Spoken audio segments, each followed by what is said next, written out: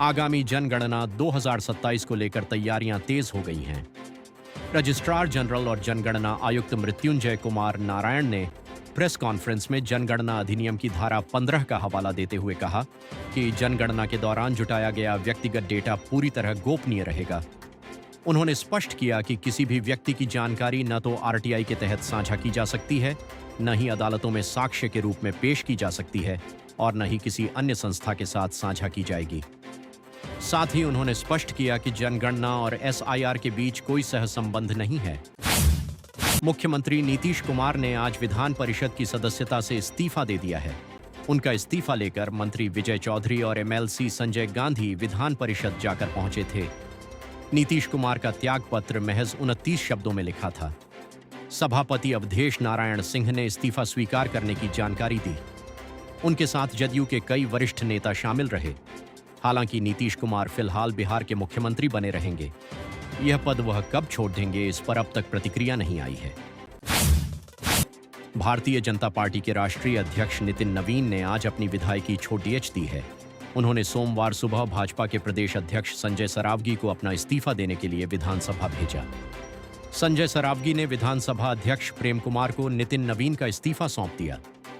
प्रदेश अध्यक्ष ने कहा कि रविवार को ही नितिन नवीन ने बांकीपुर विधानसभा की सदस्य के तौर पर अपना इस्तीफा मुझे दिया था। आज मैंने विधानसभा जाकर इसे अध्यक्ष प्रेम कुमार को सौंप दिया। पश्चिम बंगाल में विधानसभा चुनाव की सरगर्मी के बीच मुख्यमंत्री ममता बनर्जी ने बेलदा में चुनावी रैली की।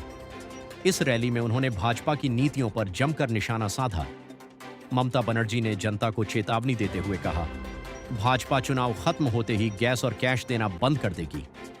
उन्होंने इसे भाजपा की एक सोची समझी चाल और चुनावी खेल करार दिया। ममता बनर्जी ने भाजपा पर समाज को बांटने का गंभीर आरोप भी लगाया। उन्होंने कहा कि भाजपा समाज के विभिन्न वर्गों के बीच नफरत पैदा कर रही है। मुख्यमंत्री के अनुसार भाजपा इस तनावपूर्ण स्थिति का फायदा उठाकर देश को लूटना चाहती है। उन्होंने लोगों से अपील की कि वे भाजपा के बहकावे में न आएं। अमेरिकी राष्ट्रपति डोनाल्ड ट्रंप ने कहा है कि वह ईरान का तेल अपने कंट्रोल में लेना चाहते हैं। रविवार को फाइनेंशियल टाइम्स को दिए इंटरव्यू में उन्होंने यह बयान दिया। ट्रंप ने कहा, सच कहूं तो मेरी पसंदीदा चीज है ईरान का तेल लेना। इस पर कब्जे के लिए अमेरिका के पास कई विकल्प हैं। उन्होंने आगे कहा, अमेरिका में कुछ लोग कहते हैं आप ऐसा क्यों कर रहे हैं, लेकिन वे बेवकूफ हैं। उन्होंने खार्क द्वीप का जिक्र करते हुए कहा, हो सकता है हम खार्क द्वीप ले लें, हो सकता है नहीं। ट्रंप ने यह भी दावा किया कि इस द्वीप पर ईरान की रक्षा ज्यादा मजबूत नहीं है और अमेरिका इसे आसानी से अपने कब्जे में ले सकता है। इराक की राजधानी बगदाद स्थित अमेरिकी सैन्य अड्डे यूएस विक्ट्री बेस पर सोमवार को रॉकेट हमला होने का दावा किया गया है। मीडिया रिपोर्ट के अनुसार यह सैन्य अड्डा राजधानी बगदाद के पश्चिम में 20 किलोमीटर दूर है। हैरानी की बात यह है कि एयर डिफेंस सिस्टम इस रॉकेट को इंटरसेप्ट नहीं कर सका और रॉकेट हमले में सैन्य अड्डे पर तैनात 32 ट्रांसपोर्ट विमान में आग लग गई। इराक के इस अमेरिकी सैन्य अड्डे पर पहली बार हमला हुआ है। यह सैन्य अड्डा इराक में अमेरिका का सबसे सुरक्षित बेस माना जाता है। यही वजह है कि यहां हमला होना अमेरिका के लिए चिंता की बात है। हालांकि हमले के वक्त सैन्य अड्डे पर अमेरिकी सैनिक मौजूद नहीं थे। लेबनान के दक्षिणी गांव अदशित अल-कुसैर में इजरायली तोपखाने की गोलाबारी की चपेट में आने से इंडोनेशिया के एक शांति रक्षक की मौत हो गई। यह सैनिक संयुक्त राष्ट्र अंतरिम बल की इंडोनेशियाई इकाई में तैनात था। रिपोर्टों के अनुसार रविवार को हुई इस गोलाबारी में शांति सेना के कई कर्मचारी घायल हुए हैं। हमले के तुरंत बाद संयुक्त राष्ट्र के हेलीकॉप्टर प्रभावित इलाके की ओर जाते देखे गए। यह हमला लेबनान और इजरायल सीमा पर जारी गोलीबारी और बढ़ते तनाव के बीच हुआ है। पश्चिम एशिया में जारी तनाव के बीच सोमवार को बुलियन पर सोने और चांदी की कीमतों में गिरावट देखने को मिली।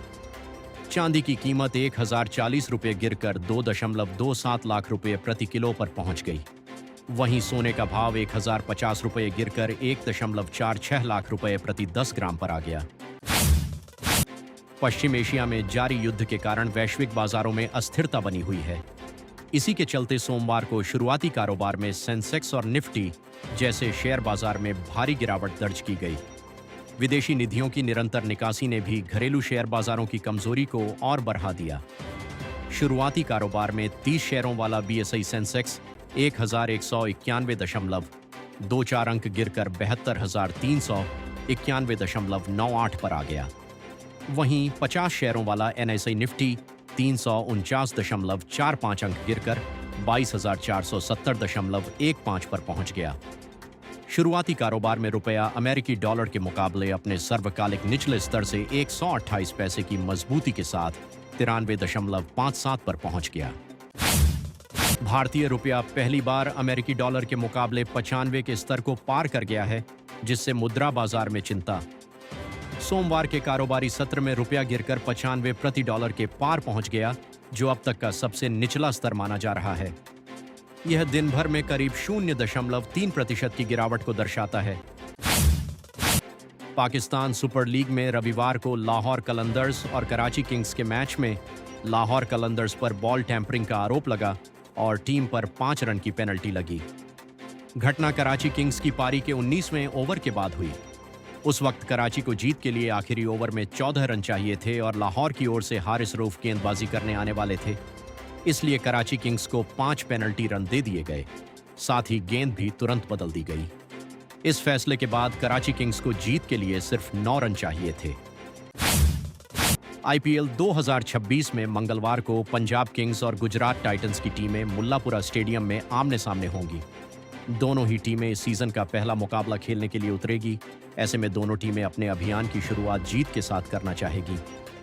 पंजाब को अब भी चैंपियन बनने का इंतजार है, जबकि गुजरात की टीम एक बार ट्रॉफी अपने नाम कर चुकी है। ऐसे में मैच रोमांचक होने की उम्मीद है। ओलंपिक कांस्य पदक विजेता और 6 बार की विश्व चैंपियन भारतीय मुक्केबाज MC मैरी कॉम ने रविवार को कहा कि वह पेशेवर मुक्केबाजी में उतर सकती हैं। लंदन ओलंपिक 2012 में कांस्य पदक जीतकर ओलंपिक पदक जीतने वाली पहली भारतीय महिला मुक्केबाज बनी 43 वर्ष की मैरी कॉम ने कहा कि अमेच्योर सर्किट पर खेलने के लिए अब उनकी उम्र निकल चुकी है। मैरी कॉम ने कहा, 6 विश्व चैंपियनशिप जीतना खास रहा। अब मैं उस उम्र में हूं कि देश के लिए अमेच्योर सर्किट पर नहीं खेल सकती। पेशेवर मुक्केबाजी एक नया मौका हो सकता है। अभी इस बारे में सोच रही हूं। मैं मेहनत करके वापसी की कोशिश में हूं ताकि लोगों को बता सकूं कि मैं क्या कर सकती हूं। राजधानी भोपाल में 2 दिवसीय युवा विधायक सम्मेलन की शुरुआत हो गई है। इस सम्मेलन में मध्य प्रदेश, राजस्थान और छत्तीसगढ़ के 45 वर्ष से कम आयु के 63 युवा विधायक शामिल हुए हैं।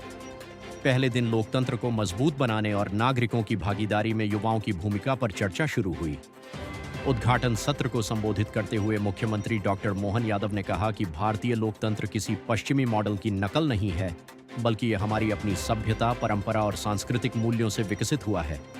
उन्होंने कहा कि लोकतंत्र केवल शासन चलाने की व्यवस्था नहीं, बल्कि समाज के मूल्यों और नागरिकों की सक्रिय भागीदारी से जुड़ी एक व्यापक प्रणाली है।